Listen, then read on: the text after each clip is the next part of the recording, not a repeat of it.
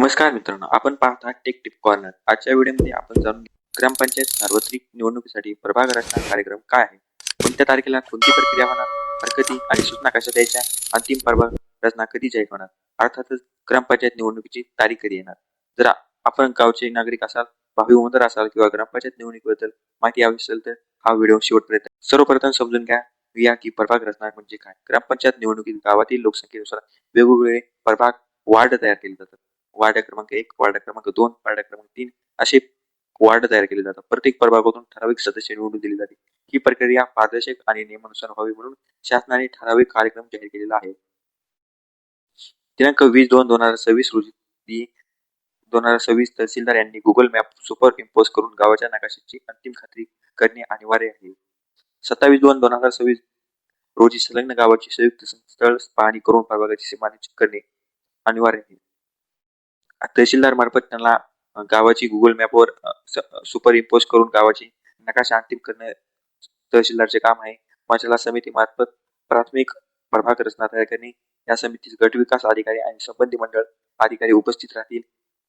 17/3/2026 रोजी उपविभागीय अधिकाऱ्यामार्फत जिल्हाधिकाऱ्याकडे प्रस्ताव सादर करणे अनिवार्य राहील. पंचायत 19/3/2026 रोजी आपला फॉर्मचे जिल्हाधिकारी तपासणी करून प्रस्ताव राज्य निवडणूक आयोगाकडे पाठवितील. 23/3/2026 रोजी राज्य निवडणूक आयोग किंवा सक्षम अधिकारी प्राथमिक मंजुरी देतील. 30/3/2026 तहसीलदार समितीमार्फत अंतिम प्राथमिक प्रभाग रचना मंजूर करून स्वाक्षऱ्या करण्यात येतील.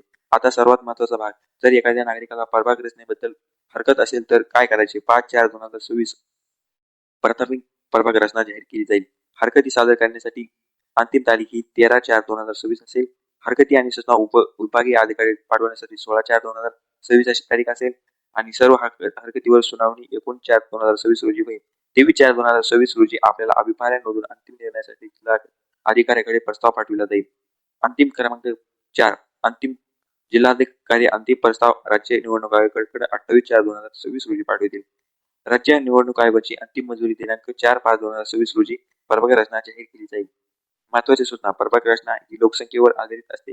आरक्षण SC, ST, OBC महिला नंतर निश्चित केले जाते. काही प्रभागामध्ये SC, ST, OBC साठी राखीव जागा असतात किंवा महिलांसाठी राखीव जागा असतात. हरकत देताना लेखी अर्ज व पुरावे आवश्यक असतात. अंतिम मंजुरीनंतर बदल होण्याची शक्यता फार कमी असते. मित्रांनो, ग्रामपंचायत निवडणुकीसाठी प्रभाग रचना हा अत्यंत महत्वाचा टप्पा आहे.